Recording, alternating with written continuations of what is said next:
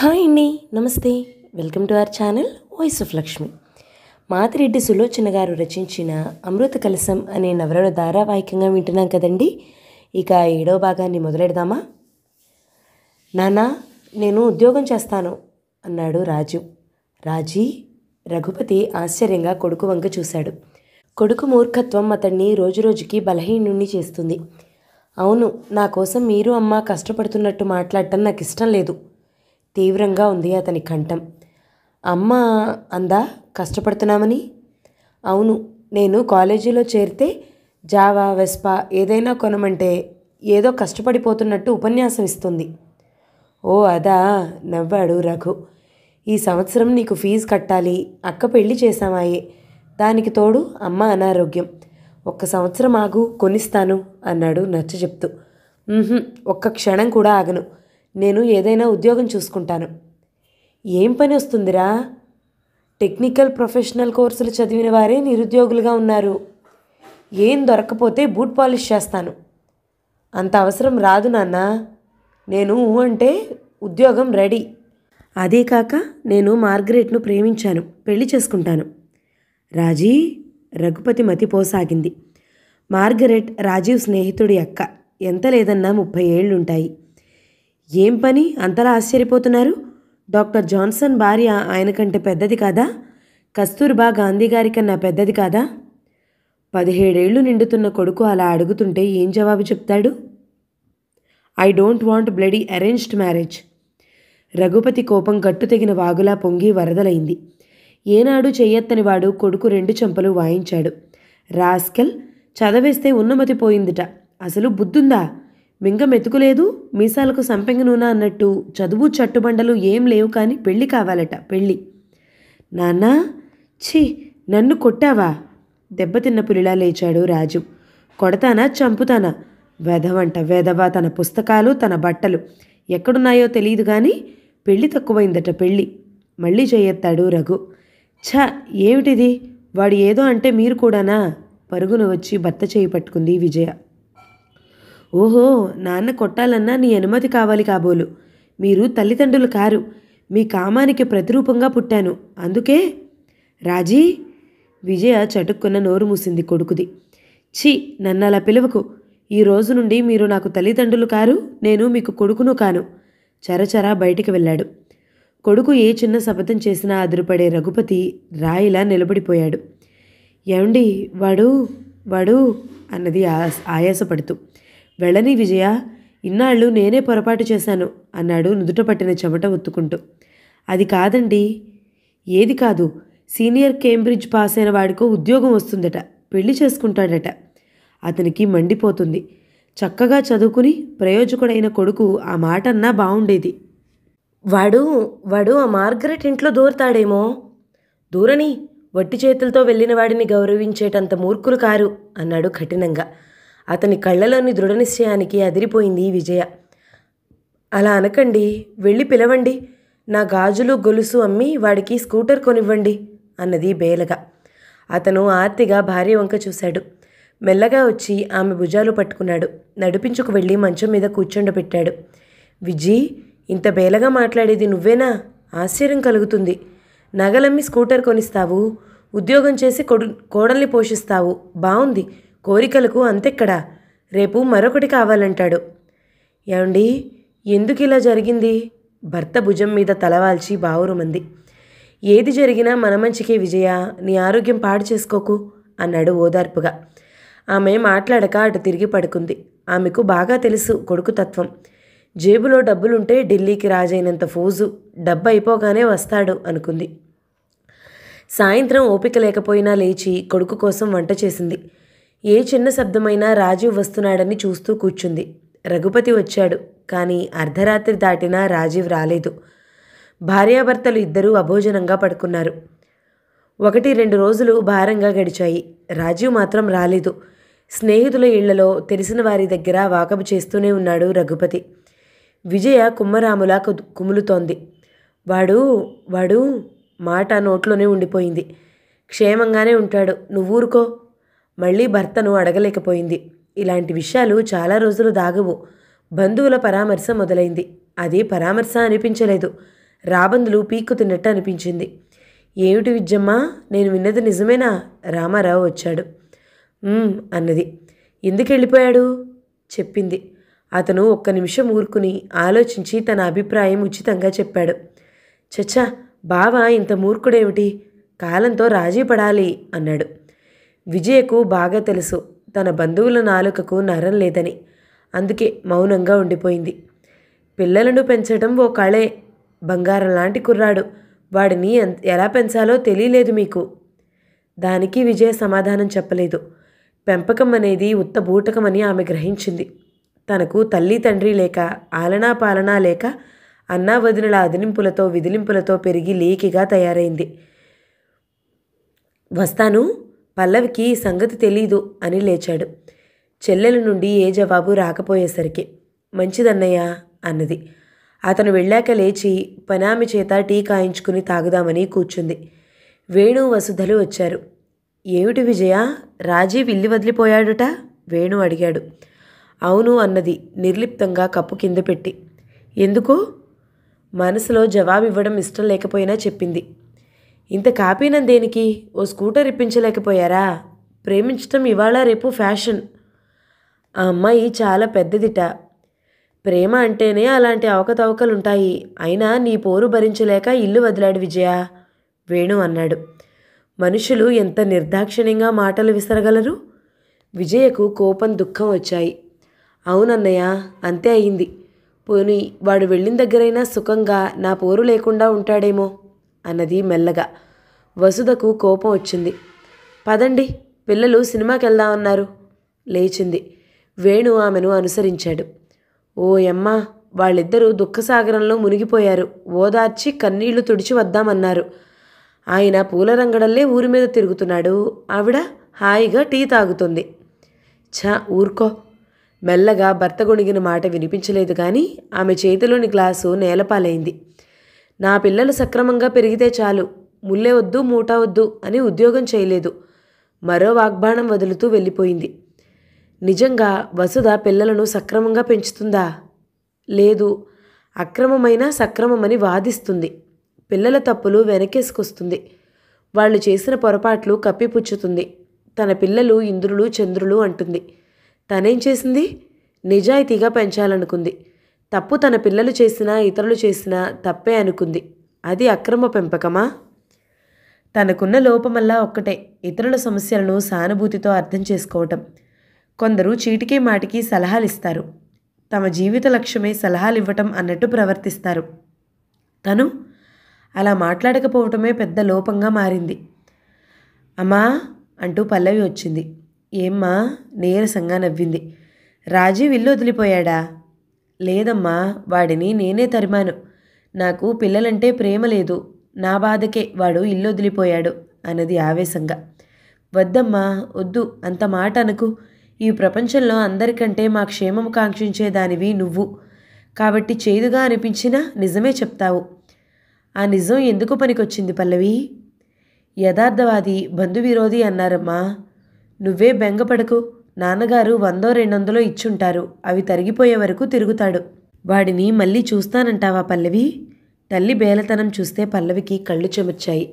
తప్పక చూస్తావమ్మా. ఈసారి రాజీవ్ వస్తే పాత రాజీవ్ కాదు. 2 రూపాయలు జేబులో ఉంటే ఢిల్లీకి రాజైనట్టు ఫోజులు పెట్టేవాడు కాదు. పూర్తిగా మారిపోయి వస్తాడు. తల్లి కన్నీరు ఒత్తింది. నీ నోటి చలువ వల్ల అలాగే రాని అమ్మా అన్నది నీరసంగా. అప్పుడే రఘుపతి వచ్చాడు. అతను భార్య ముందు తను బెంబేలు పడరాదని నిగ్రహంగా ఉన్నా అతను అశాంతిగానే తిరుగుతున్నాడు. పల్లవి టీ చేసి ఇద్దరి చేత తాగించింది. పల్లవి, ఒకనాడు కొడుకు పుట్టాడని చాలా సంతోషించానమ్మా. కానీ ఈరోజు ఏమనిపిస్తుందో తెలుసా? నీలా వాడు ఆడపిల్ల అయితే హాయిగా పెళ్లి చేసి పంపిద్దును అన్నాడు బాధగా. నాన్న, ఎంత అమాయకంగా మాట్లాడుతున్నారు. పెంకి పిల్ల అయితే పెళ్ళైతే మాత్రం సంసారం చేస్తుందా? సమస్యలు సృష్టించదా? ఏమో తల్లి, అప్పుడప్పుడు అలా అనిపిస్తుంది. అదేం లేదు. రాజీవ్లో చురుకుదనం పాలు ఎక్కువ.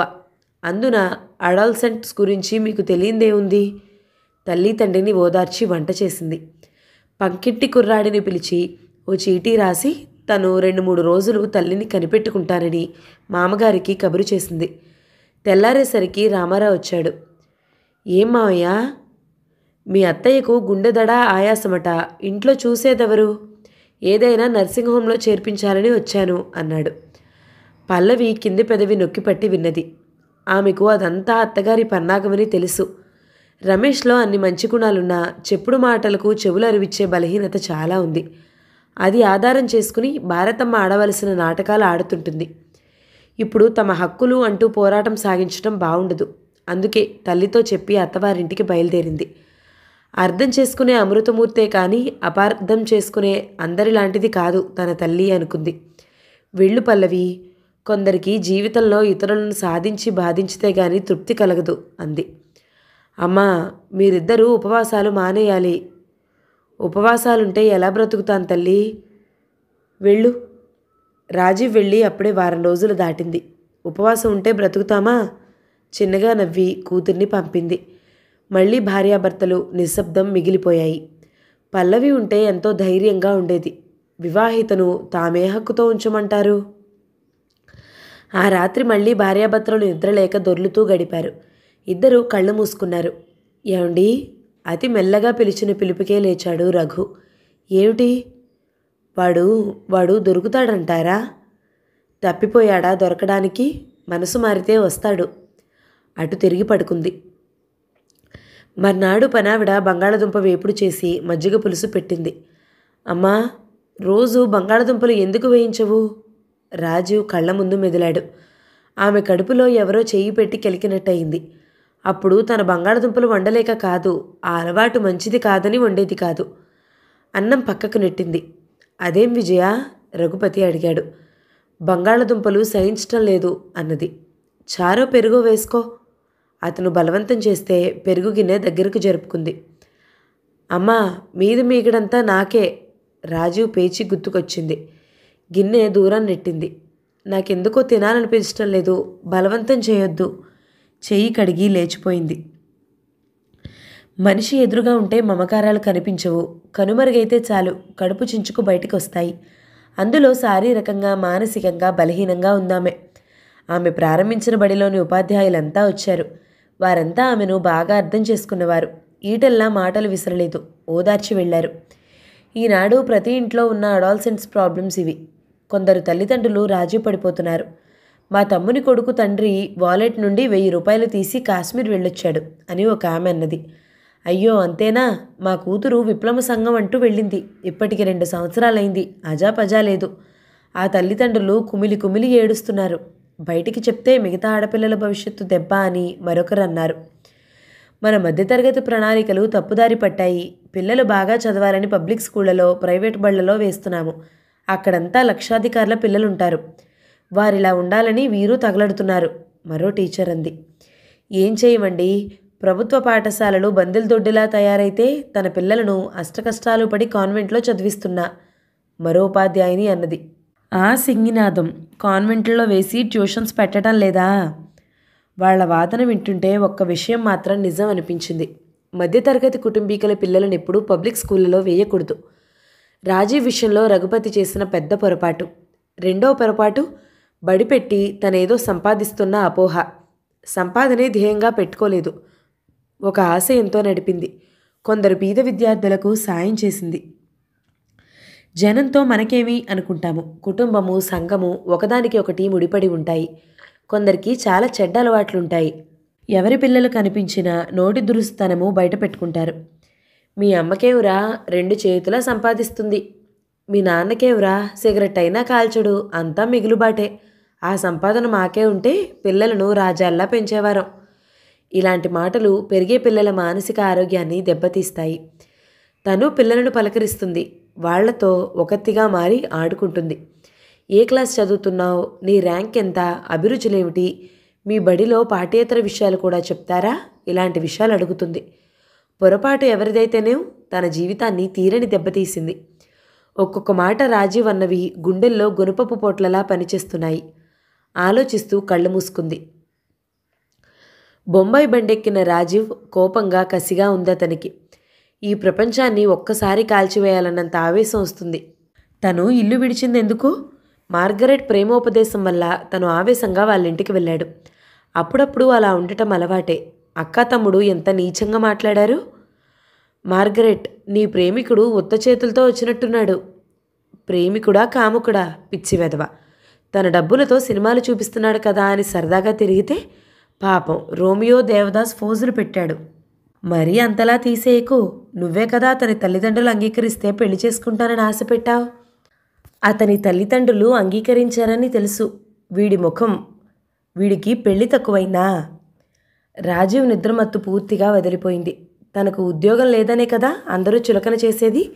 ఉద్యోగం సంపాదించి మరీ వీళ్ల పని చెప్తాను అనుకున్నాడు. జీవితానికి ఉద్యోగం అంత ముఖ్యమా? డబ్బుకి ఇంత ప్రాముఖ్యం ఉందా? లేచి బయటకొచ్చాడు. పెదవులకు రంగుదిద్దుకుంటున్న మార్గరెట్ నవ్వింది. హాయ్ రాజీవ్. హాయ్. బాత్రూంలో దూరి ముఖం కడుక్కున్నాడు.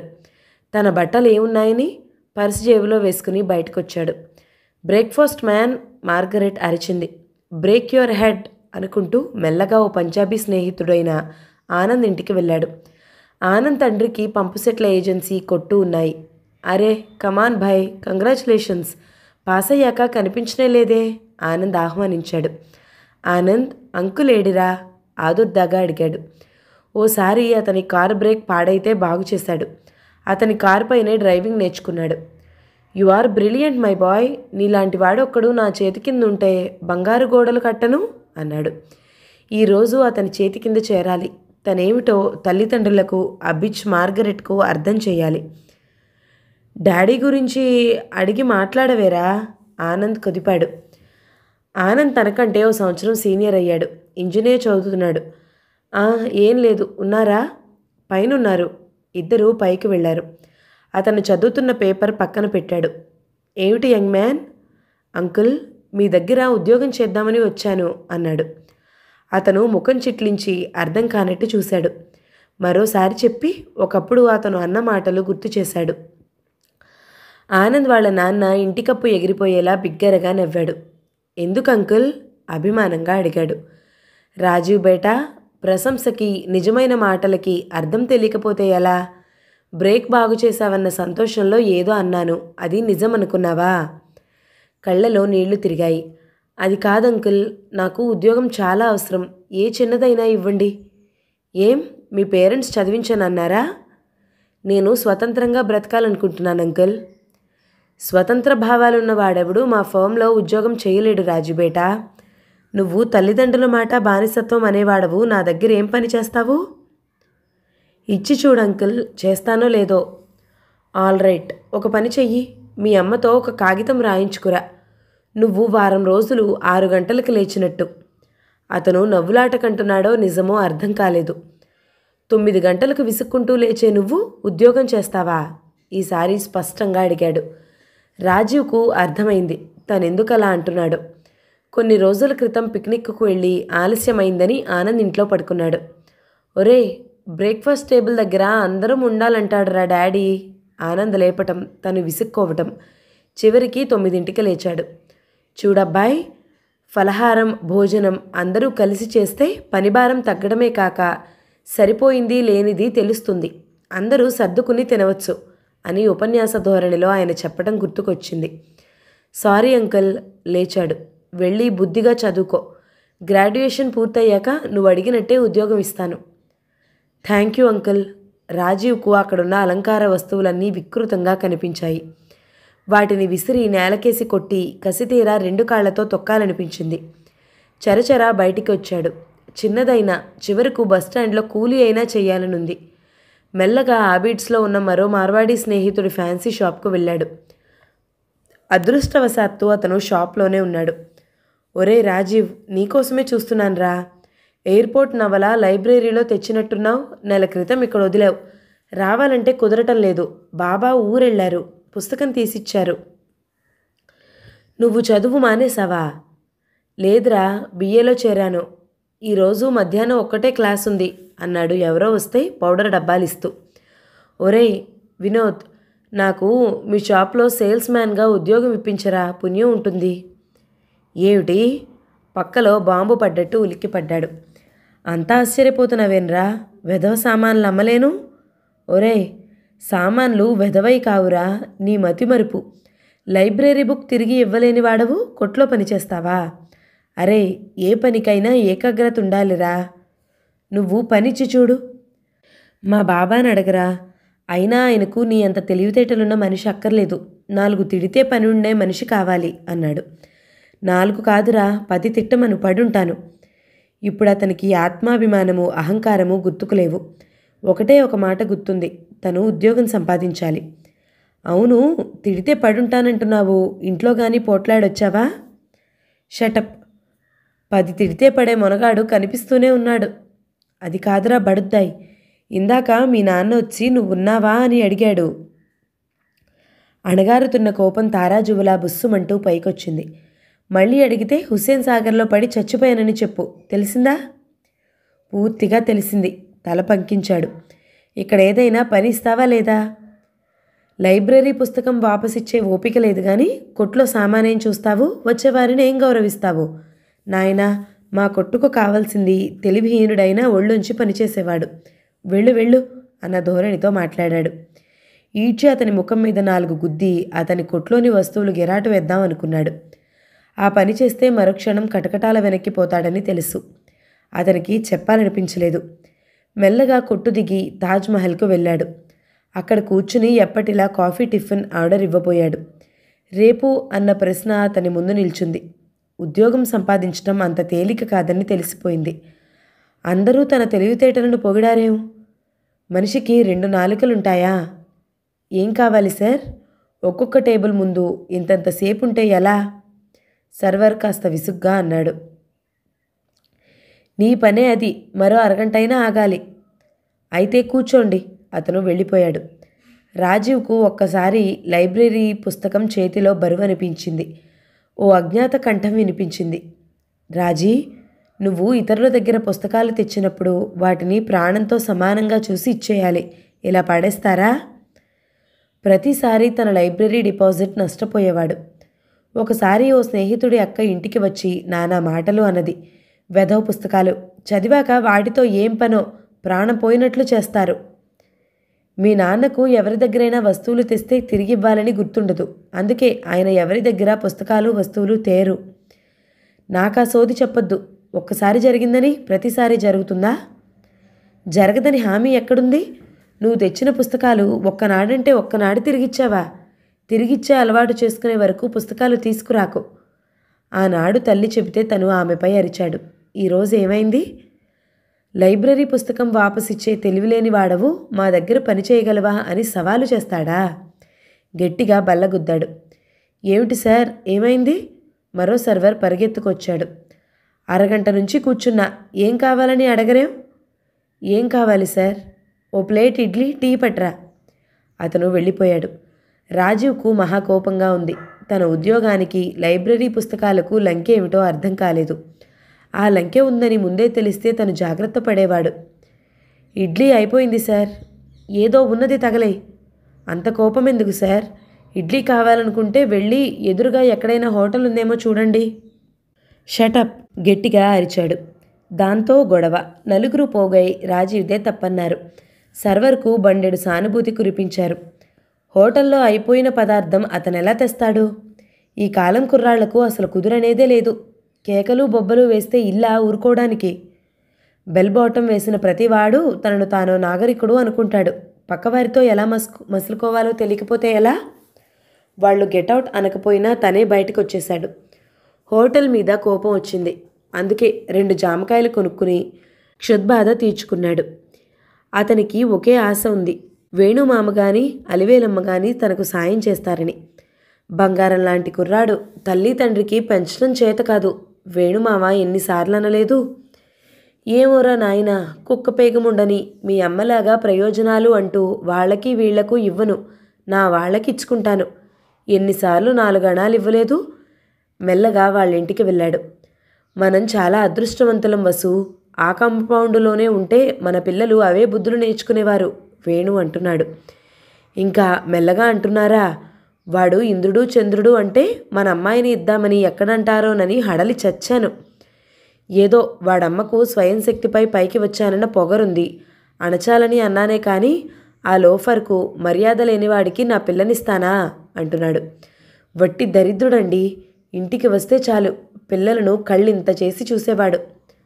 అబద్ధం అని అరవాలనిపించింది. అరవలేకపోయాడు. తను అందరూ చేసేదానికి భిన్నంగా ఏదైనా చేయాలని మార్గరెట్ను చేసుకుంటానన్నాడే కానీ అలా అమ్మాయిల వెంటపడి అల్లరి చేయాలన్నా ఎంత పెద్ద అభాండం వేస్తుంది. ఆ తల్లి పైసలివ్వదు. ఆ కిరాస్తానీ పిల్ల ఏ ఉద్యోగస్తురాలో ఏమో డబ్బు మీద మోజుతో దాన్ని చేసుకుంటానన్నాడురా. అలివేలమ్మ మూలుగుతూ ముక్కుతూ తనకి తెలిసినట్టు చెప్తోంది. అది సరే గాని కుక్కపేగు నక్కపేగు అంటూ వాడొస్తే రానిచ్చేవు. మన పిల్లలు చెడిపోతారు. నాకేం ప్రేమ ఒలికిపోలేదు. ఆ విజయముండకి ఎంత నీలుగుడని, నేను గనక పెళ్ళయ్యాక చదివానని ఉద్యోగం చేస్తున్నానని దానిమీద కోపం కొద్దీ 4 అణాలు ఇచ్చాన్రా. రాజీవ్కు మతిపోయింది. తన నీడ పడితేనే తన పిల్లలు పాడైపోతారట. ఈరోజు తనకి ఇంత సహనం ఎలా వచ్చిందో తనకే అర్థం కావటం లేదు. మరో రోజైతే ఇంట్లోకి వెళ్ళి అందరినీ తిట్టేవాడు. అతనికో నిజం అర్థమైంది. తిడితే సహిస్తారని తల్లిని, పల్లవిని, తండ్రిని ఎంత మాట పెడితే అంత మాట అనేవాడు. అందరూ పడరని అర్థమైపోయింది. మెల్లగా ఓ సింధీ స్నేహితుడింటికి వెళ్ళాడు. అతని అన్నలంతా బొంబాయి రోడ్ల మీద బట్టలు, వస్తువులు అమ్మి వ్యాపారం చేస్తారట. అతన్ని చదివించమన్నారట. అతను, తల్లి చిరాగలిలేన్లో ఉంటారు. అతనితో తన సమస్య చెప్పాడు. హైదరాబాద్ లాభం లేదురా, బొంబాయిలో అయితే ఏదో ఒక పని దొరుకుతుంది. మా అన్న అడ్రస్ ఇస్తాను వెళ్ళు అన్నాడు. థ్యాంక్స్ రా అన్నాడు. అతనికి బొంబాయికి వెళ్తే తల్లిదండ్రులు కనిపించకపోతే వాళ్ళు కుళ్ళి ఏడవాలి అనుకున్నాడు. చేతికి ఉన్న హెచ్ఎంటీ వాచ్ అమ్మేసి ఆ సాయంత్రమే బొంబాయి బండెక్కాడు రాజీవ్. Ticket please.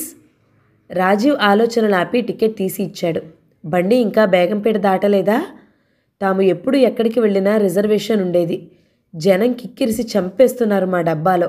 విసుగ్గా వాళ్ళని చూస్తూ కూర్చున్నాడు ఏమీ చేయలేక.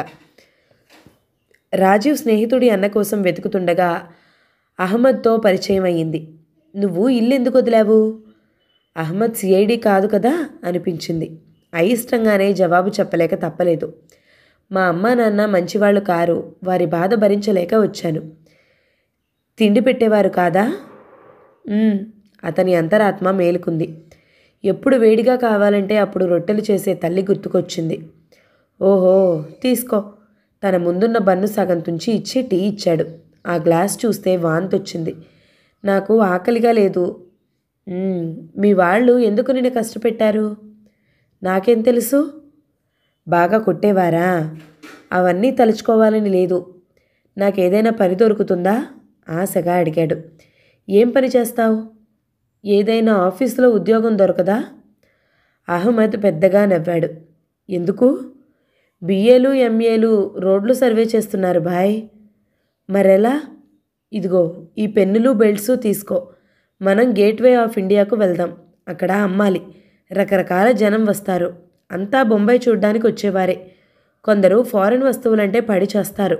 అలాంటి వారికి ఫారెన్ అని చెప్పి అమ్మాలి. థ్యాంక్స్ అన్నాడు వస్తువులు అందుకుంటూ. అప్పుడేనా? నవ్వుతూ అహ్మద్ రకరకాల షర్టు ప్యాంటు పీసులు తీసుకుని భుజం మీద చేతి మీద వేసుకుని బయలుదేరాడు. అతన్ని అనుసరించాడు. ఈ ఊళ్ళో రిక్షాలు లేవా? లేవు. Pant piece, shirt piece, terry cotton, terry wool, polyester. దేఖియే బాయ్ సాబ్. జావ్ జావ్ అని బాయ్ సాబ్ విదిలించాడు. Sir very cheap, once try. Get out, what a nuisance. ఆ సార్ అదిలించాడు. అహ్మద్ ముందుకు సాగాడు. అతన్ని అనుసరించాడు. ఎంత దూరం నడవాలి? ఎంతో ఎక్కడా 2 మైళ్ళు. My God! అప్రయత్నంగా రాజీవ్ గొంతును చీల్చుకు వచ్చిందన్నమాట. నీ గాడ్ ఎవరు? రాముడా కృష్ణుడా? ప్రస్తుతానికి నువ్వే. అరే నీకు జోక్స్ కూడా వచ్చే. మనం 2 మైళ్ళు నడిచి వెళ్ళాలా? విమానం వస్తుంది పదబోయ్. ఆడుతూ పాడుతూ ఆడపిల్లలు నడుస్తారు. రాజీవ్కు అతన్ని అందుకోవడం గగనమైపోయింది. అతను అరుస్తూ ఆగకుండా వెళ్తున్నాడు. తిరస్కారాలను, తిట్లను, విసుగులను లెక్క చేయటం లేదు.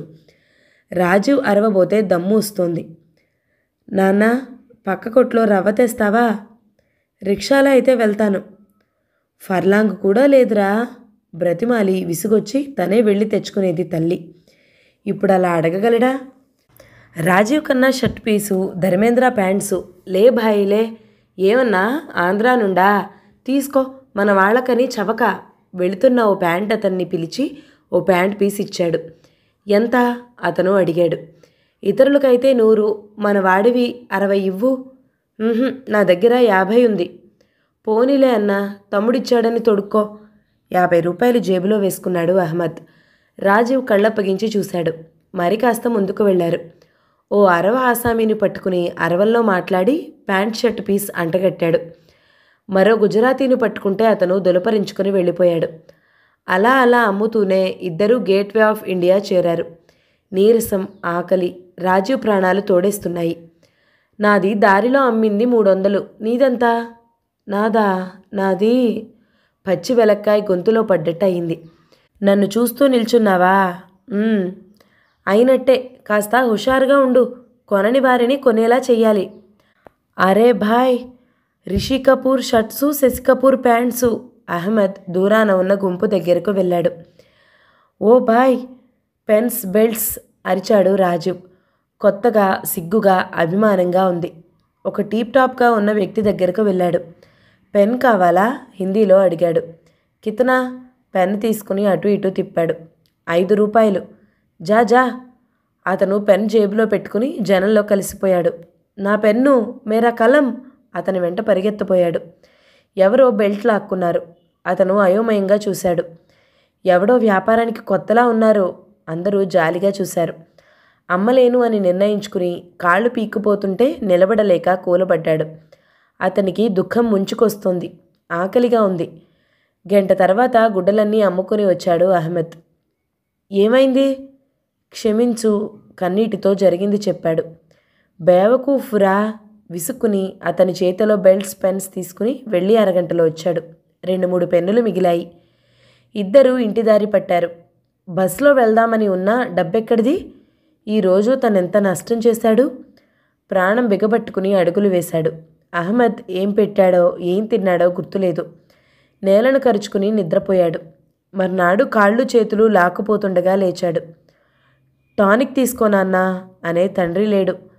కాస్త ఎక్సర్సైజ్ చెయ్యమ్మా అనే తల్లి లేదు. సమయానికి లేవలేదన్న కోపంతో అహ్మద్ టీ కూడా ఉంచలేదు. అడిగే అధికారం ఎక్కడిదన్న విచక్షణ కోల్పోయాడు. కోపంగా టీ ఏదని అడిగాడు. ఏం బాయ్, నేను నీ పెళ్ళాననుకుంటున్నావా? నా దగ్గర నీ అమ్మ అబ్బా దాచిన ధనరాశులున్నాయా? రాజీవ్కు కళ్ళనీళ్ళొచ్చాయి. అర్ధరాత్రైనా తల్లి అక్క టీ కాచేవారు. క్షమించు బాయ్ అన్నాడు ముఖం పక్కకు తిప్పుకుని. అహ్మద్ కరిగిపోయాడు.